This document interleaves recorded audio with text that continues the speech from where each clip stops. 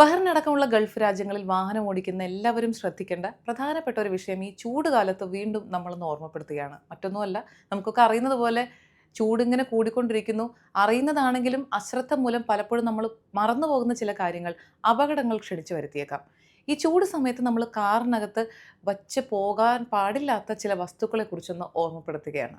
പ്രധാനമായി ചൂട് കൂടുമ്പോൾ പൊട്ടിത്തെറിക്കാൻ സാധ്യതയുള്ള ലൈറ്ററുകൾ, ഡിയോഡ്രൻറ്റ്, പെർഫ്യൂംസ് അങ്ങനെയുള്ള വസ്തുക്കൾ, ഒപ്പം ബാറ്ററിയുള്ള മൊബൈൽ ഫോൺ അടക്കമുള്ള സാധനങ്ങൾ.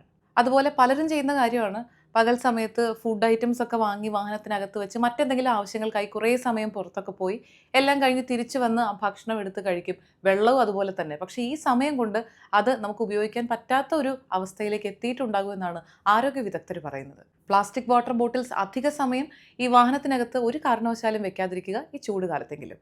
പലരും ചെയ്യുന്ന മറ്റൊരു കാര്യമാണ് നമ്മുടെ സൺഗ്ലാസസ് കാറിനകത്ത് തന്നെ വെച്ചിട്ട് പോകും. വളരെ ചൂടുള്ള പകൽ സമയമൊക്കെ ആണെങ്കിൽ നമ്മൾ തിരിച്ച് വരുമ്പോഴേക്കും ഈ ലെൻസ് കോട്ടിങ്ങിന് ഡാമേജ് ഉണ്ടാവാൻ സാധ്യതയുണ്ട്. അതുപോലെ തന്നെയാണ് കോസ്മെറ്റിക്സിൻ്റെയും മറ്റ് ബ്യൂട്ടി പ്രൊഡക്ട്സിൻ്റെയും കാര്യം. പ്രധാനപ്പെട്ട ഒരു കാര്യം കൂടി ഒന്ന് സൂചിപ്പിച്ചോട്ടെ.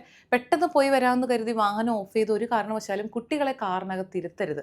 കാരണം ചൂട് നമ്മൾ വിചാരിക്കുന്നതിനപ്പുറത്താണ് അവരുടെ ജീവന് വരെ അപായം ഉണ്ടാക്കിയേക്കാം ഈ ഒരു പ്രവണത.